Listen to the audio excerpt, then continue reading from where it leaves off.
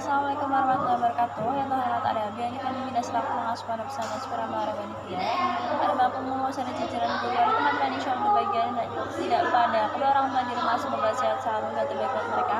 Nah, jadi di sini saya Nafsan Nurul Aulia Arif dari kelas 11 M Al-Quran Arbani Fida akan mempresentasikan kitab Safinatun Najah bab yang ketiga. Nah, jadi di sini aku bakal jelasin tentang yang membatalkan wudu, begitu larangan berjunub, larangan pada saat haid, sebab-sebab tayamum, fardu-fardu tayamum, syarat-syarat tayamum, yang membatalkan tayamum, macam-macam najis dan benda-benda yang dapat dibuat untuk bersuci. Nah, jadi langsung aja. Yang pertama ini ada yang membatalkan wudu. Nah, yang membatalkan larangan yang membatalkan wudu yang pertama itu kita kalau misalkan jadi larangan pada saat kita batal wudunya yang kita tidak boleh melakukan sholat, dan itu kita tidak boleh melakukan tawaf, dan yang terakhir kita tidak boleh menyentuh dan membawa Al-Quran. Terus larangan yang tidak boleh dilakukan ketika kita sedang junub. Yang pertama itu ada sholat, yang kedua itu ada tawaf, yang ketiga itu menyentuh Al-Quran, yang keempat itu membawa Al-Quran, yang kelima itu iktikaf atau diam di dalam masjid, dan yang terakhir itu membaca Al-Quran. Terus ada larangan-larangan yang tidak boleh dilakukan ketika kita tuh sedang haid, yaitu puasa, terus itu tolak, terus itu melewat di dalam masjid apabila kita takut nanti kalau misalkan kita lewat di dalamnya nanti itu takutnya mengotori masjid itu, maka tidak boleh. Terus habis itu bersenggama, terus habis itu larangan-larangan yang lainnya sama seperti yang tadi di atas, seperti larangan junub dan yang membatalkan wudu.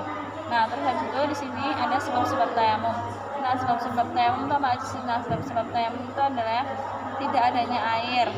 Jadi benar-benar nggak ada air. Terus habis itu sakitnya tuh nggak boleh kayak alergi air gitu, jangan kena air. Habis itu kita tuh benar-benar lebih butuh air. Jadi kalau misalkan emang udah nggak ada air lagi, cuman bisa buat kebutuhan minum, jadi itu air kita tayamum karena ada kebutuhan yang lebih penting seperti itu. Nah, terus habis itu ada fardu-fardu tayamum.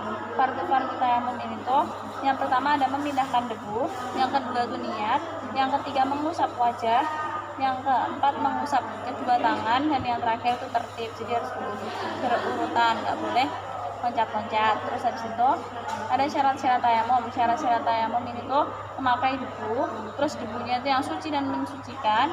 Terus debunya itu harus menggunakan debu yang baru, tidak boleh menggunakan debu yang telah dipakai sebelumnya. Terus habis itu debunya itu tidak boleh tercampur, seperti contohnya tercampur tepung kayak gitu. Terus habis itu kita bertayamum tuh maksudnya menggunakan niat karena adanya maksud tidak ada air, maka kita harus bertayamum.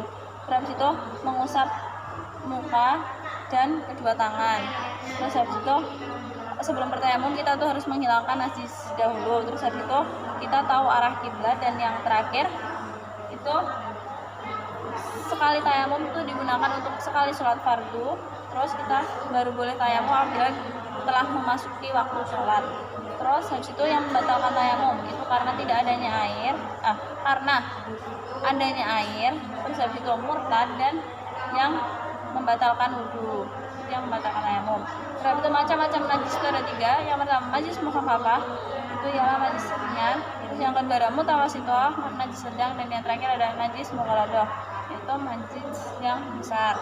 Terus habis itu ada benda-benda yang dapat dibuat untuk mensucikan diri. Yang pertama itu ada arak yang telah menjadi cuka, yang kedua itu ada kulit bangkai yang telah disamak, dan yang terakhir itu sesuatu yang menjadi hewan yang awalnya najis. Oke, sekian dari saya. Kurang lebih mohon maaf, semoga bermanfaat. Assalamualaikum warahmatullahi wabarakatuh.